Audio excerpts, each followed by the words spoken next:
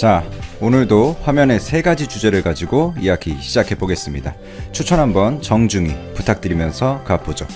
첫 번째 소식은 7월 초만 해도 마치 일본의 공격을 예상하지도 못했던 것처럼 비춰졌던, 언론에 의해서 비춰졌던 거죠, 이미지가. 그 삼성이 완전한 공급처 다변화를 통해서 한번 신뢰를 잃은 일본에 대해서 완전한 보복을 계획하고 실행하고 있습니다. 그 카드 중 하나는 바로 미국의 듀폰이죠. 듀폰사의 이게 회사 이름인데 EUV용 PR을 삼성 공정에 적용하려는 테스트는 이미 진행 중입니다.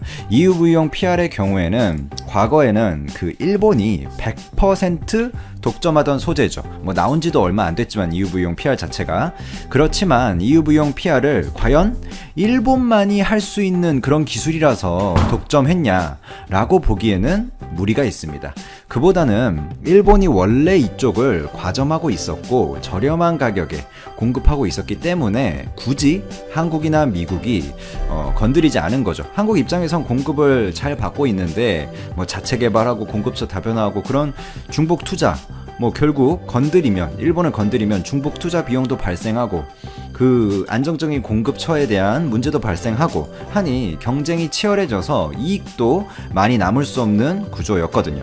허나 일본의 수출 규제가 시행되고 신뢰관계가 깨진 상황에서는 이제 삼성이 굳이 일본을 찾을 명분이 사라진 거죠. 그에 따라 미국 듀폰과 협력을 하기 시작했고, 이에 일본은 화들짝 놀라서 한국 공장 설립까지 검토하고 있다라고 어떻게든 한국의 바지 가랑이라도 잡아보고자 힘을 쓰고 있습니다. 지금 한일 경제 전쟁은 미국과 중국의 무역 분쟁처럼 장기화 루트를 타고 있고, 결국 일본 입장에서도 한국에 공장을 지어서 직접 공급을 해야 자신들이 살아남을 수 있겠다 판단을 한 거죠. 아베가 우회의 이런 공급처들도 많이 막아놨거든요. 우리나라가 국산화 및 중국, 대만 등의 공급처 다변화로 잘 대처해주곤 있지만 공급을 갑자기 끊는 것은 사업을 하는 데 있어서 굉장한 리스크이기 때문에 삼성도 그에 대한 플랜으로 뭐 불화수소 같은 경우에 솔브레인도 있고 ENF 테크놀로지도 있고 램 테크놀로지도 있고, 제가 램 테크놀로지 바로 어제 전해드렸었죠. SK 머티리얼즈도 R&D에 힘을 쓰고 있고, 뭐 제가 다 언급할 수 없는 대만, 중국 회사들도 한국에 많은 양을 공급할 계약을 계속 체결하고 있고, 삼성의 임원들이 그리고 영업사원들이 대만, 중국에 출장을 엄청 가고 있어요. 요즘 다 이유가 있는 것입니다. 품질 이슈를 가지고 모든 것이 의미 없다라고 전하는 언론이 많은데 이것은 정말 단기적인 시야예요. 일본이 품질이 좋은 것도 지금 현재 일본이 좋은 건 맞습니다. 팩트는 짚고 가야죠. 하지만 일본이 품질이 좋은 것도 일본이 잘해서도 물론 있지만 장인정신 이런 것도 있겠죠. 하지만 한국이라는 안정적인 공급처가 있었고 세계 최고의 반도체 회사와 기술 협력을 계속하면서 자기네들의 소재를 그 공정에 맞춰서 발전시켰기 때문에 그 속도가 가속화된 거고, 이제 타 공급처들과 한국의 메이저 회사들이 기술 협력을 하게 되면 장기적으로 당연히 일본의 품질을 추월할 수밖에 없습니다. 일본은 협력도 못하고 있고 이제 공정의 적용도 세계 최고의 이런 삼성이나 SK 하이닉스 같은 회사들과 못하게 되고, 그런 상황에서 품질을 어떻게 개선하겠어요?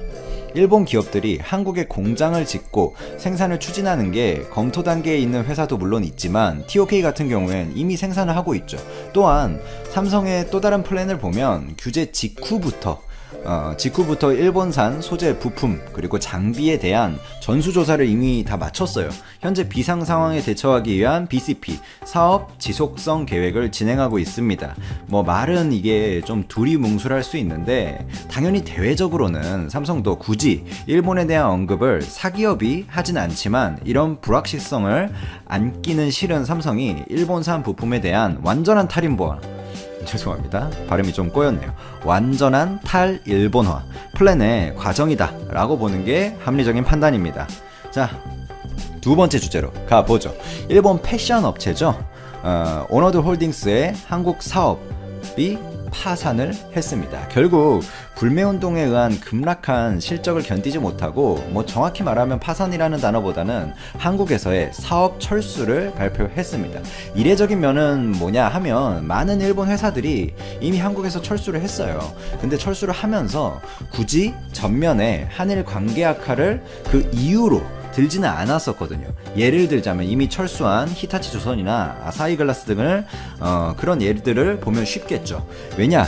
생각을 해보면 그 원인은 먼저 수출 규제를 시작한 아베한테 있겠죠. 만약에 그 한일 관계 악화의 원인을 따지자면 맨 처음 시작한 사람이 결국에 원인이잖아요. 그게 아베한테 있고, 한일 갈등을 전면적인 어떤 이유로 내세운다면 그건 결국 아베 탓을 하는 건데, 이 한국에서 철수를 하고도 일본에서 계속 사업을 해야 되는 그 사기업의 입장에서는 그런 아베 탓을 하는 게 부담스러울 수 있죠. 입장을 이해가 가는 부분입니다. 하지만 이번 원어드 코리아는 정확히 한일 갈등의 영향으로 실적이 나빠져서 철수한다라고 센텐스를 가져갔습니다. 즉, 아베 너 때문에 우리가 망했다라고 발표한 꼴이죠.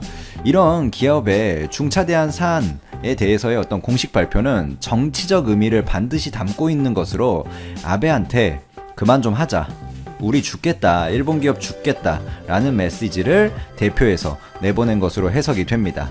그런 경우가 아니라면 굳이 계속 일본에서 사업을 해야 되는 그런 기업들이 자기 불리한 소리를 저렇게 공식적으로 할 이유가 없죠. 자, 이 이슈는 이 정도면 전체적인 내용이 다 정리되는 간단한 이슈였고, 마지막 주제로 한번 가보죠. 이것은 조금 뿌리 깊고 어떤 장기화된 이슈라고 보시면 되는데, 현대차 구조조정이 도래했다라는 그런 메시지인데, 이건 한국 국민으로서 참 안타까운 부분입니다.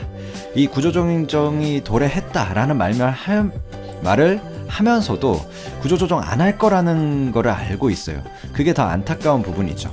이는 중국 매출에 물론 감소 영향도 있지만 거기에 공장도 문을 닫고 했잖아요. 근데 그와는 별개로 기본적인 생산 기술 자동화에 의한 결과를 표면적인 이유로 들고 있습니다. 큰 시대의 흐름이죠. 이 현대차 노사 외부 자문위원들을 불러가지고 현대차가 이런 보고서를 작성했는데, 이번에 생산직 숫자의 20%에서 크게는 40%까지 축소해야 시대의 변화에 따라갈 수 있고, 그러지 못한다면 현대차는 노사가 같이 공멸할 것이다 라는 보고서를 냈는데, 이건 사실 초등학생도 알 수 있는 부분이죠. 로봇을 아는 초등학생이라면. 자동차 제조업의 자동화, 로봇이 자동차 로봇8 같은 게 움직여가지고 그걸 프로그래밍 언어를 통해서 자동화해서 생산이 되는 부분은 어제 오늘 일이 아니고 딥러닝, AI 등 기계가 이미 조립의 전반적인 과정을, 딥러닝 AI까지도 필요 없는 부분이에요. 정해진 루틴에 따라서 돌아가는 거기 때문에 다 담당하고 있고, 그런 전반적인 과정을 기계가, 사람이 하는 일은 결국에 현재는 AS 정도입니다. 그리고 환경 유지 정도예요. 정전이나 이런 것들이 났을 때 대처하고, 어떤 환경적인 부분들, 집진기 같은 게 하다가 또 고장이 나면 그것도 고치고, 중간에 자동화 과정에서 오류가 생기면 그것 좀 잡아주고, 결국 프로그래밍에 대한 내용이죠. 근데 사실 이런 걸 결국에 CS 엔지니어들이 하는데, 이런 CS의 핵심적인 부분은 제조사에서 담당을 하거든요. 그런 로봇8이나 어떤 프로그램을 만든 그 소프트웨어 제조사에서 담당을 하는데, 그 말은 결국에 제너럴 일렉트릭이나 ABB 같은 엔지니어들의, 즉 외주 고급 인력들이 핵심적인 문제를 해결하는 것이 현실입니다. 물론 그래도 자사 생산직 인력이 아예 필요가 없다는 건 아니에요. 필요는 하죠.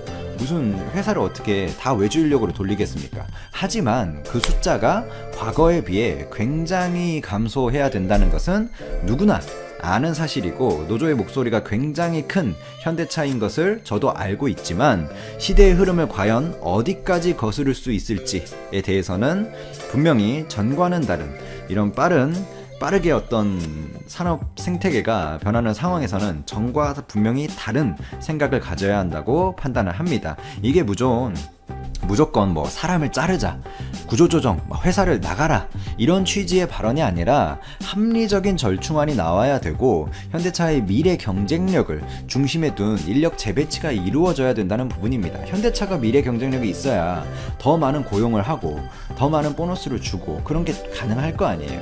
그 과정에서 저보다 훨씬 유능한 현대차의 인사팀을 비롯한 기술자분들이 인력 재배치 및 어떤 교육, 그런 프로그램 등을 통해서 지금보다 부가가치가 높은 방향으로 생산직 구조 자체를 바꾸는 게 바로 합리적인 해결책이다.